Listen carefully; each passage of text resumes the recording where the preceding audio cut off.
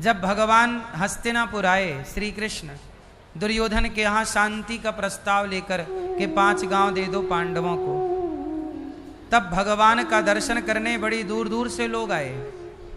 भगवान तो भगवान थे ना, कृष्ण को देखने के लिए बहुत लोग आए। जब भगवान हस्तिनापुर आए ना, तो हस्तिनापुर के क्षेत्र में खबर पहुंची कि कृष्ण द्वारिका से आ रहे हैं। तो भगवान के बारे में सुन रखा था लोगों ने, तो गांव गांव के स्त्री पुरुष दौड़ पड़े कि चलो भैया हम भी कृष्ण को एक बार देख लेंगे, क्योंकि भगवान तो भगवान थे, बड़े सुंदर थे, नाम श्याम सुंदर था। और बहुत लोग, पहले के लोग ये जान नहीं पाए कि ये भगवान है, पर आकर्षण तो था ही कि बड़े बड़े काम करते। उनका नाम था कि उन्होंने बचपन में गोवर्धन उठा लिया 1 उंगली से। भगवान का भी नाम तो था ही, पर कुछ लोग उन्हें भगवान मान गए कि ये ईश्वर है, पर कुछ लोग उन्हें ईश्वर नहीं मान पाए। उनको लगा जैसे हम मनुष्य हैं ऐसे ये भी मनुष्य हैं। कृष्ण के समय पर भी लोगों ने कृष्ण को, कुछ लोगों ने तो कृष्ण को भगवान मान लिया, पर कुछ लोगों ने अज्ञानवश कृष्ण को मनुष्य ही माना।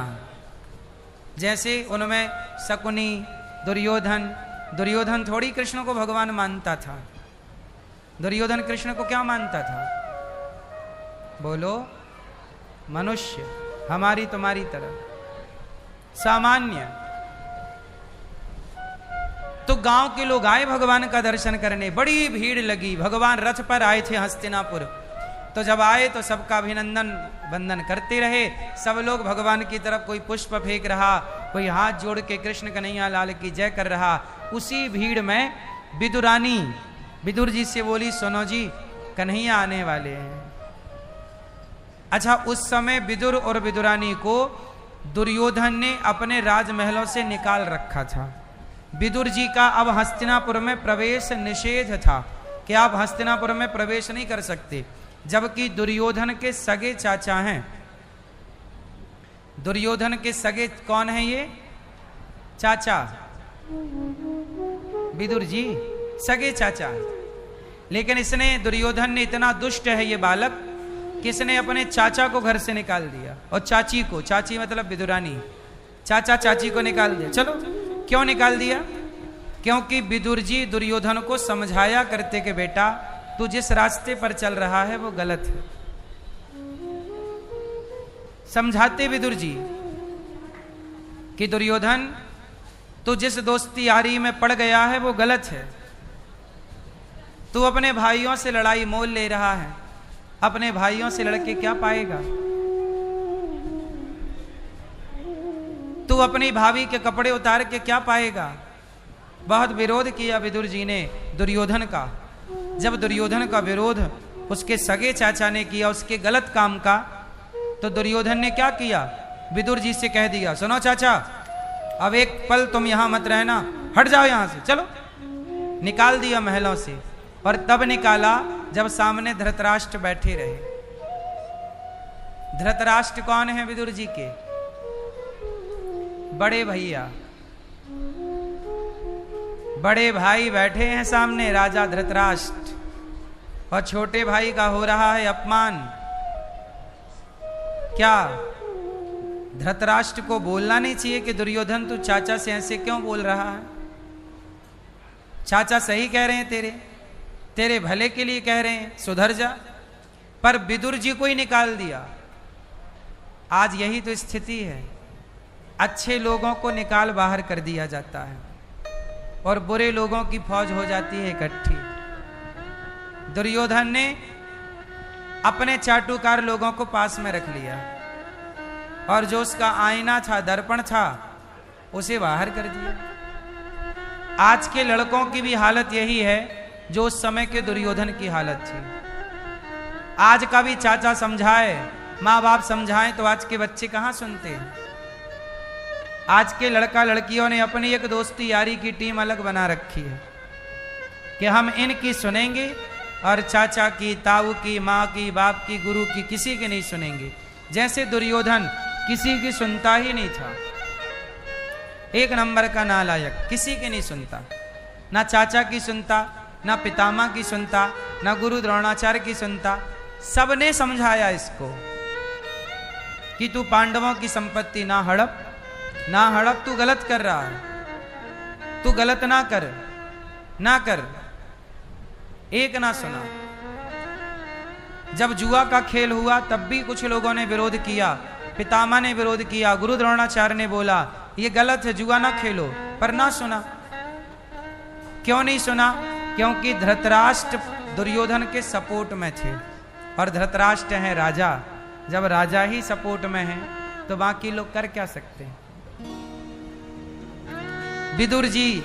विदुरानी बोली कि चलो कन्हैया आ रहे हैं। जब कन्हैया आ रहे हैं तो विदुर जी बोले कि सुनो, अपना तो हस्तिनापुर जाना मना है, दुर्योधन ने मना किया है कि अब राजमहलों में आप घुस मत जाइएगा। तो विदुरानी बोली हम राजमहलों में नहीं जाएंगे, जहां सब लोग सड़क में खड़े होके दर्शन कर रहे होंगे कन्हैया का, हम भी खड़े हो जाएंगे। तो विदुर जी बोले कि इस भीड़ में पता नहीं अपन कन्हैया को देख पाए, भगवान को देख पाए, ना देख पाए, बहुत भीड़ होगी, तुम बूढ़ी हो, गिर जाओगी, लग जाएगा, तुम देख ना पाओगी, बहुत भीड़ है वहां पर।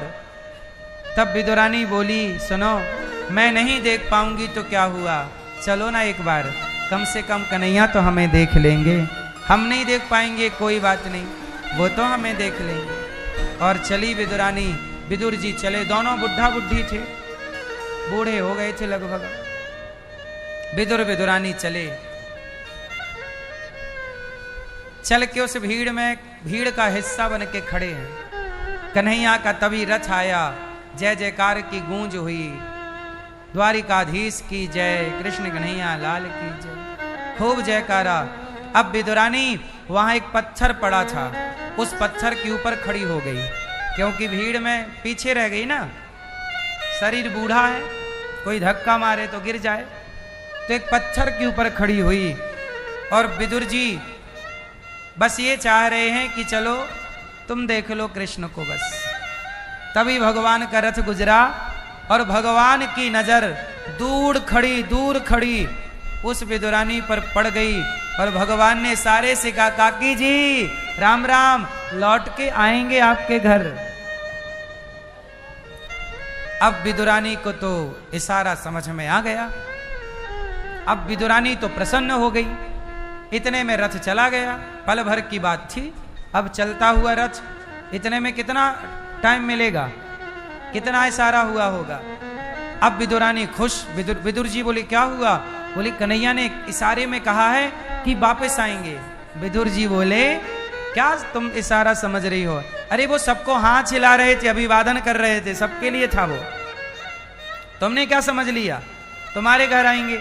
नहीं, वो तो महलों में जा रहे हैं, उनका खूब स्वागत वहां होगा। वो अपनी कुटिया में काहे को आएंगे? अपने पास तो ना रहने को घर है, ना खाने को रोटी है, वो अपने यहाँ क्यों आएंगे?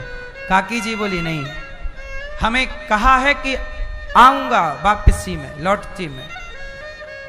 अब विदुर जी बोले नहीं वो नहीं आएंगे, वो कुछ और कहना चाह रहे होंगे, पता नहीं इतनी भीड़ में तुम्हें देखा थोड़ी होगा। काकी जी ने कहा नहीं, उनकी आंखें हमारी आंखों से मिली, कहा उन्होंने आऊंगा।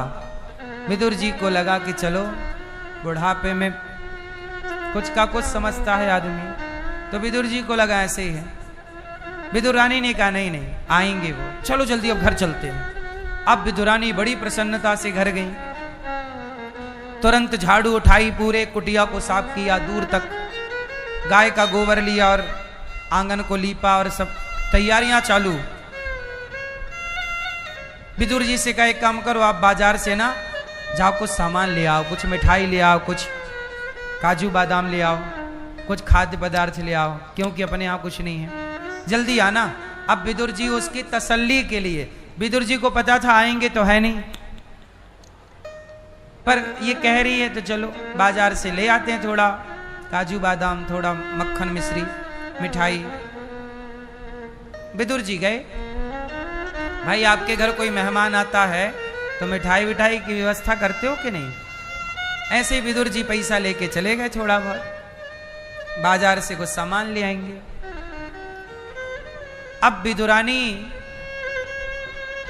बस वही झलक दिख रही है उसे कि वो कह रहे हैं आऊंगा आऊंगा। अब तो बार बार निकल के देखे, अब आए क्या, अब आए क्या, अब आए क्या, अब आए क्या।